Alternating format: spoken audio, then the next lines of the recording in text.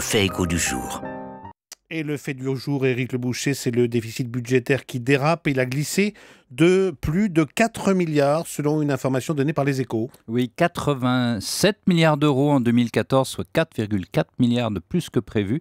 Il y a un an dans la loi budgétaire. Même glissade pour la sécurité sociale, le gouvernement l'a confirmé, un déficit pour le régime général de 15,4 milliards cette année, soit 2 milliards de plus qu'escompté. Alors en 2015, que va-t-il se passer ? Eh bien le gouvernement promet de faire des efforts. Il plaide qu'aucun de ses prédécesseurs n'a fait autant de coupes, mais ça ne se verra pas sur les résultats. Les déficits resteront quasi aussi grand. La France risque-t-elle de se faire sanctionner par les instances européennes ? Bah oui, Emmanuel, la probabilité augmente. À Paris, des manifs se montent contre les sacrifices. À Bruxelles, des sanctions se préparent contre des sacrifices insuffisants. Le gouvernement ne rogne qu'un peu, mais ça grogne déjà beaucoup.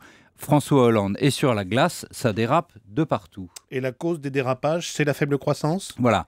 Moins de croissance, c'est moins de recettes, moins d'impôts qui rentrent, moins de cotisations. Cette impasse qui va vite rendre les sacrifices insupportables. À quoi ça sert de faire des efforts puisque cela ne réduit pas le déficit ? En réalité, Emmanuel, le gouvernement commence à payer très cher sa politique fiscale du début qui a taxé les ménages et les entreprises. Le surpoids a tué une compétitivité française déjà très abîmée.